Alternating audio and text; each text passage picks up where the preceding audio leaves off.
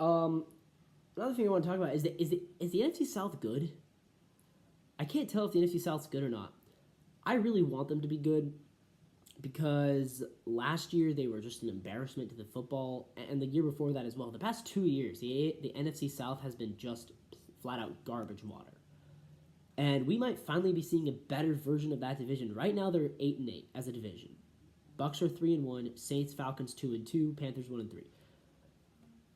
Tomorrow night, Thursday night football, Bucks Falcons should be a good game. I think that's going to reveal a couple of things. It's going to, I mean, if the Bucks blow them out, then they become the clear favorites. If the Falcons can keep it close, though, I think that becomes a question.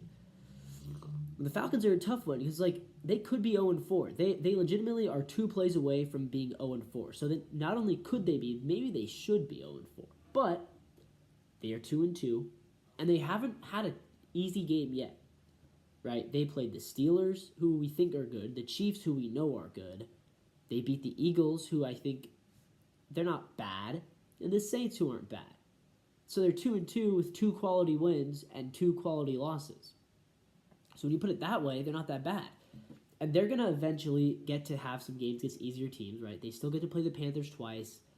The Giants, they play. Dallas will be a toss-up. Denver, they can beat Denver. They can beat the Raiders. So they're gonna get 5 or 6 wins. So that'll put them up to 7 or 8 wins. Then the question is, can you turn 8 wins into 11 wins? Can you turn 7 wins into 10 wins by winning these games against the Bucks and the Saints? And that's what the difference to get to win that division. I don't think the Falcons have to win against the Bucks on Thursday night, but I do think they have to play well. If you lose close, then you can say, look, we're still improving. Kirk's still getting better. He's still finding himself as a quarterback post-Achilles. Raheem Morris is still improving as a coach. It's year 1. You can chalk it up to that and say, we're going to come back and be even better and beat them next time.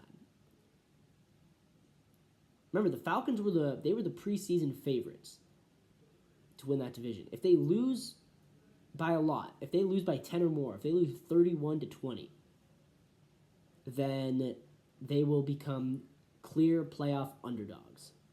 If they lose close, then it's like, okay, we can get them next time. But if the Bucks can demoralize them enough, they can run away with that division. The Bucks, with a win, they'd be 4-1. And for Baker specifically, I mean, I think this game could be big time for Baker.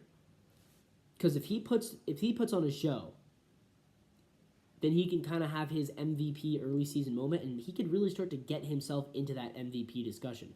I think he's been the best quarterback in the NFC in the month of September. I think he's been the best quarterback in all of football, actually. And I understand why he's not in the MVP conversation, because unlike guys like Mahomes or Allen or Lamar or Stroud, we don't trust Baker to do this over a full season. But what if he does?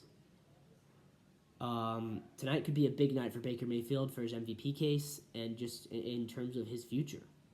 A huge night for him. In terms of if he wins big and puts up the big stats, people are going to start waking up to the Baker Mayfield. And the discussion on Friday is going to be, is Baker an MVP candidate?